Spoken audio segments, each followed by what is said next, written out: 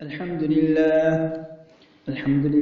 نحمده ونستعينه ونستغفره ونؤمن به ونتوكل عليه ونعوذ بالله من شرور أنفسنا ومن سيئات أعمالنا من يهده الله فلا مضل له ومن يضلله فلا هادي له ونشهد أن لا إله إلا الله وحده لا شريك له ونشهد أن سيدنا وصندنا وحبيبنا محمدا عبده ورسوله صلى الله تعالى عليه وعلى آله وصحبه أجمعين أما بعد فأعوذ بالله من الشيطان الرجيم بسم الله الرحمن الرحيم النبي أولى بالمؤمنين من أنفسهم وأزواجه أمهاتهم وعن عبد الله بن عمر رضي الله عنهما قال رسول الله صلى الله عليه وسلم ما أعطيت من دنياكم هذه إلا نساؤكم. حضرات گرامی، قرآن مقدس کی جو آیت مبارکہ، اس آیت مبارکہ کا ٹکڑا آپ کے سامنے پیش کیا گیا، اس میں اللہ رب العزت فرماتے ہیں کہ نبی مومنوں کی جانوں سے بھی زیادہ ان کے قریب ہوتا ہے اور اس نبی کی بیویاں امت کی مائیں ہیں. تو خود حضرت نبی اکرم صلی اللہ علیہ وسلم نے فرمایا کہ تمہاری اس دنیا میں سے مجھے کچھ نہ دیا گیا سوائے تمہاری عورتوں کے.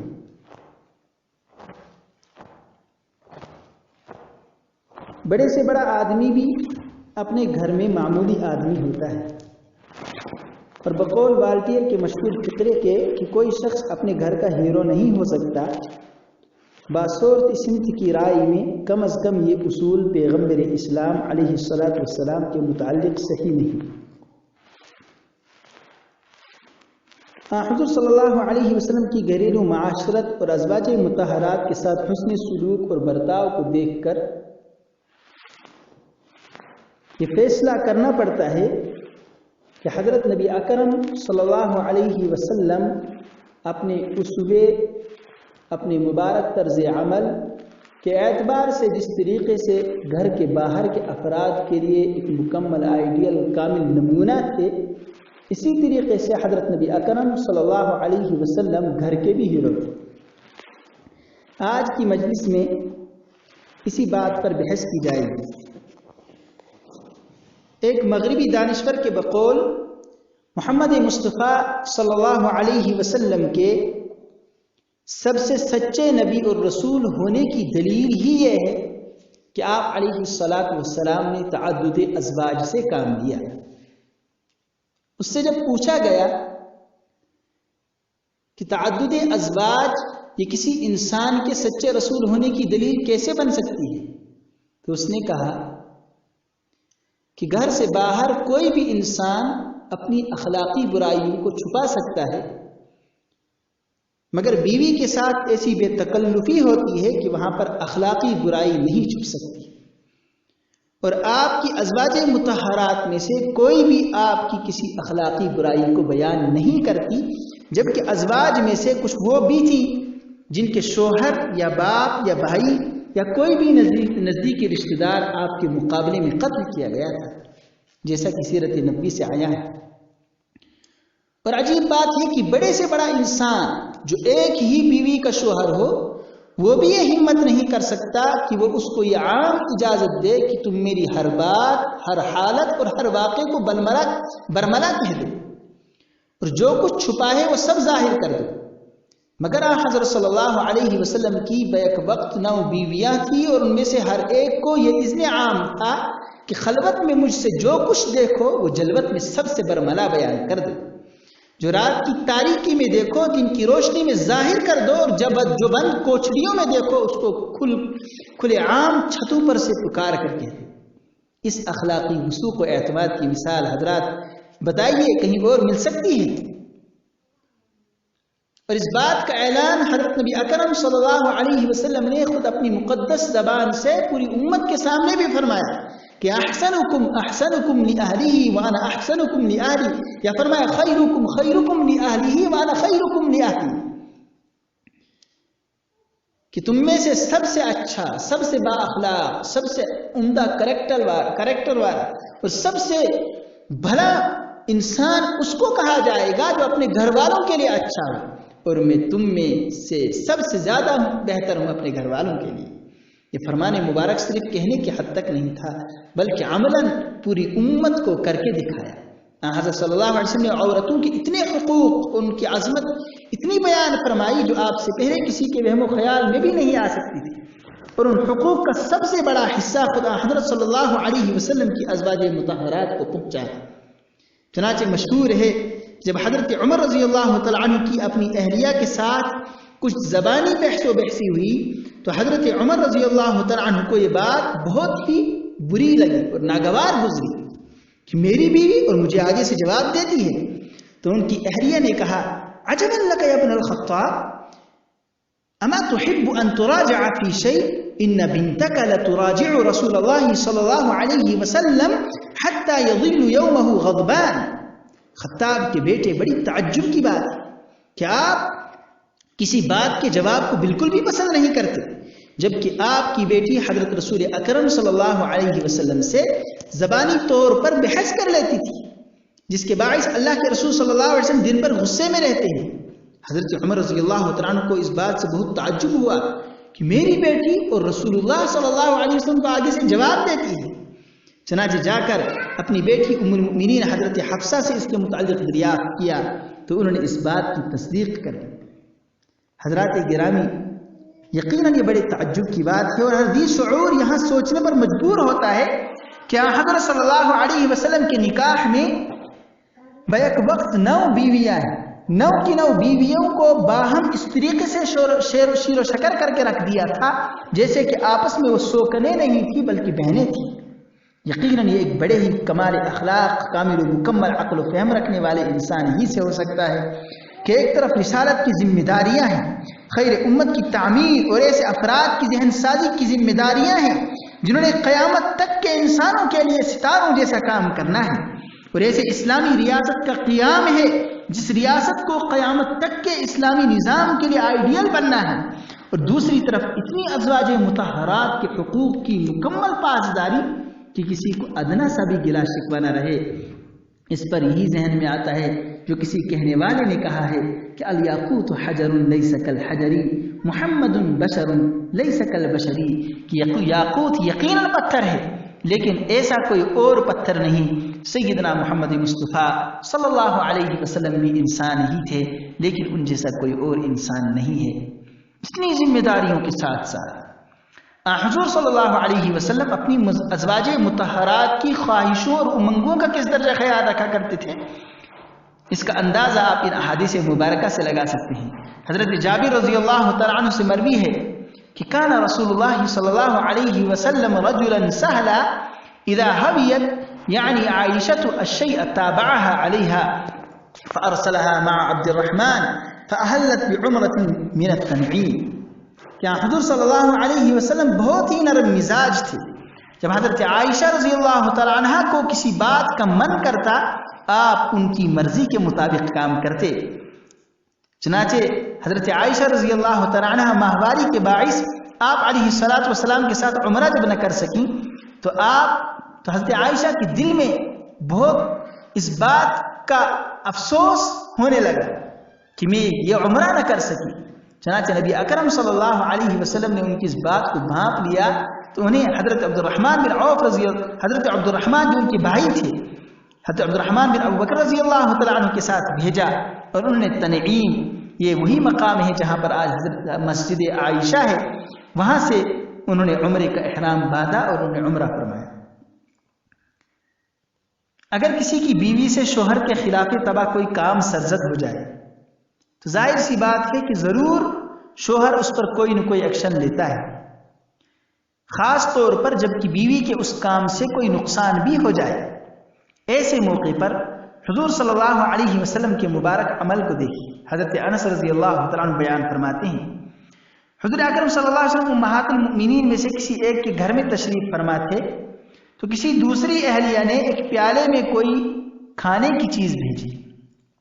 تو جس کے گھر میں آپ صلی اللہ علیہ وسلم تشریف فرما تھے انہوں نے آپ صلی اللہ علیہ وسلم کے مبارک ہاتھوں پر ہاتھ مار کر اس پیالے کو گرا دیا جس کی وجہ سے پیالہ ٹوٹ گیا. اب اندازہ لگائیے اگر آپ اور ہم میں سے کوئی اس جگہ ہوتا تو کیا کچھ ہوتا. حضور اکرم صلی اللہ علیہ وسلم نے پیالے کے دونوں ٹکڑوں کو لیا اور ایک ٹکڑے کو دوسرے سے ملایا، پھر اپنے مبارک ہاتھوں سے کھانا جمع فرمایا اور فرمایا غارت امکم کلو، تمہاری ماں کو غیرت آئی لہذا کھانا کھا لیجیے. یعنی چونکہ اس وقت ان کی باری تھی تو انہیں یہ بات اچھی نہ لگی کہ ان کی باری میں کوئی دوسری سوکن کھانا بھیجے. ظاہر سی بات ہے یہ تو ایک فطری بات ہوتی ہے عورتوں کے اندر، اور خاص طور پر جب شوہر سرور دو عالم صلی اللہ علیہ وسلم جیسا ہو پھر کوئی دوسری سوکن کسی سوکن کی باری میں کھانا بھیجے تو کتنی غیرت آئے گی. اسی غیرت کے باعث انہوں نے ہاتھ مارا جس کی وجہ سے وہ پیالہ ٹوٹ گیا اور کھانا سارا کا سارا بکھر گیا. پھر آپ علیہ الصلوۃ والسلام نے اس پیالے کو اپنے ہی پاس رکھا اور جس اہلیہ نے وہ پیالہ توڑا تھا ان سے نیا پیالہ لیا اور وہ ٹوٹا ہوا پیالہ آپ علیہ الصلوۃ والسلام نے اسی اہلیہ کے گھر میں رکھا جس نے اس پیالے کو توڑا.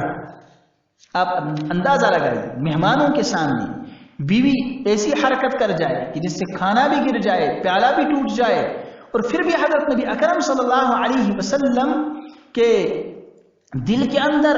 اس سے کوئی غصہ پیدا نہ ہو اور آپ علیہ الصلوۃ والسلام کی مبارک زبان سے ایک لفظ بھی نہ نکلے، بلکہ آپ کی نظر فوراً اس بات کی طرف جائے کہ یہ جو عمل اس سے ان سے سرزد ہوا ہے اس کی وجہ کیا بنی. یہ حسن اخلاق نہیں تو اور کیا ہے.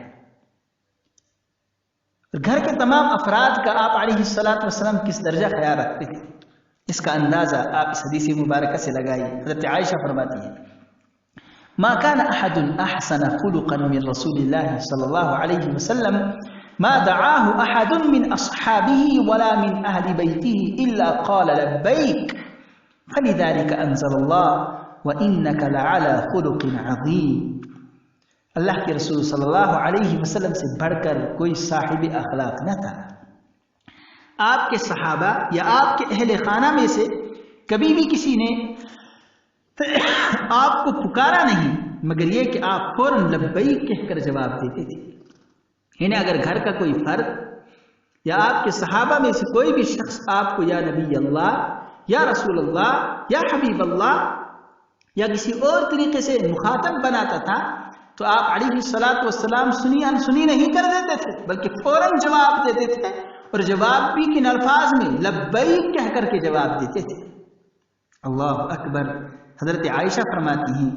کہ اللہ رب العزت نے اسی لیے اس آیت مبارکہ کو نازل فرمایا کہ وَإِنَّكَ لَعَلَى خُلُقٍ عَظِيمٍ، کہ یقیناً آپ اخلاق کے بلند ترین درجے پر فائز ہیں. اللہ اکبر. آقائے مدنی آپ کے اخلاق کا کیا کہنا. خواجہ قمر الدین سیالوی رحمہ اللہ نے کیا ہی خوب کہا ہے کہ جملہ رسول ہادیے برحق کی گزشتن، جملہ رسول ہادیے برحق کی گزشتن برفضل تو ختم رسول دادا گواہی کہ آج تک جتنے بھی سچے رسول گزرے ہیں اے ختم المرسلین سب نے آپ کی بزرگی کی گواہی دی ہے. در خلق و در خلق توی نیر اعظم، در خلق و در خلق توی نیر اعظم لا تدرک اوصافک لم تدرک ماہی. کہ صورت و سیرت میں آپ آفتاب عالم تاب ہیں، نہ آپ کے اوصاف کا احاطہ کیا جا سکتا ہے اور نہ ہی ان کی حقیقت کو سمجھا جا سکتا ہے. یا احسنا یا اجملا یا اکملا اکرم واللہ باخلاقک فی الملا یباہی. اے سب سے زیادہ حسین، سب سے زیادہ جمیل، سب سے زیادہ کامل، سب سے زیادہ سخی، واللہ باخلاقک فی الملا یباہی. اللہ ملائکہ کی محفل میں آپ کے اخلاق پر فخر کرتا ہے. حضرت عائشہ رضی اللہ عنہ فرماتی ہیں ما ضرب رسول اللہ صلی اللہ علیہ وسلم بیدہ شیئا قط الا ان یجاہد فی سبیل اللہ ولا ضرب خادما ولا امرأة. اللہ اکبر. کیا حضور صلی اللہ علیہ وسلم نے سوائے جہاد فی سبیل اللہ کے کسی کو اپنے ہاتھ سے نہیں مارا، نہ کسی خادم کو اور نہ ہی کسی عورت کو۔ یہی حضرت عائشہ فرماتی ہیں کہ کنت العب باللعب فیأتین الصواحب فاذا دخل رسول اللہ صلی اللہ علیہ وسلم فررن منه فیأخذہن رسول اللہ صلی اللہ علیہ وسلم فیردہن علیہ، کہ میں جب کھلونوں کے ساتھ کھیلتی، یعنی جب چھوٹی عمر کی تھی، تو اس وقت چونکہ عورتوں کا رجحان فوراً ان چھوٹی چھوٹی چیزوں کی طرف ہوتا ہے، کھلونوں کی طرف، تو کھلونوں کے ساتھ کھیلتی تھی، تو میری سہیلیاں بھی آتی تھیں اور وہ بھی میرے ساتھ کھیلنے لگ جاتی تھی۔ پھر جب اللہ کے رسول صلی اللہ علیہ وسلم تشریف لاتے تو وہ سہیلیاں ان کی وجہ سے بھاگ جاتی تھی، آپ علیہ الصلاۃ والسلام انہیں پکڑ کر میرے پاس واپس لاتے تھے۔ اللہ اکبر! کیا کوئی اندازہ لگا سکتا ہے آپ کے حسن اخلاق کا اور اپنی ازواج کی دلداری کا؟ آج کل اگر معمولی سے مرتبے والا کوئی انسان ہوتا ہے تو اس کی انا کہاں ان باتوں کو گوارا کر سکتی ہے، مگر قربان جائیے کہ جس ذات کو دو جہانوں کی سرداری کا شرف حاصل ہے، اتنا ہی نہیں بلکہ تمام انبیاء کی سرداری کا بھی شرف حاصل ہے، ان کی اپنی ازواج مطہرات کے ساتھ برتاؤ کو دیکھیے، تو بس یہی کہنا پڑتا ہے کہ اس ذات کو سمجھنے کے لیے جب نگاہوں میں ہو نکہتوں کی سی خو، تب انہیں سوچنا درد محراب جاں، آنکھ ہو باوضو تب انہیں سوچنا، روشنی کے حوالوں سے لکھنا، وہ اس میں جمال بشر، بارش رنگ ہو پھول ہوں چارسوں تب انہیں سوچنا، جن کا مداح ہے خالق دو جہاں، مالک ہر مکاں، حرف سے ماورا ہو سکے گفتگو تب انہیں سوچنا، وہ محیط کرم، وہ نوید عطا، مجھ سے دل نے کہا ڈھونڈنی ہو اگر دشت میں آبجو تب انہیں سوچنا۔ حضرات گرامی، یہ عنوان چونکہ قدر تفصیل طلب ہے، اس لیے اگلی قسط میں اس پر دوبارہ روشنی ڈالی جائے گی۔ وآخر دعوانا ان الحمد للہ رب العالمین۔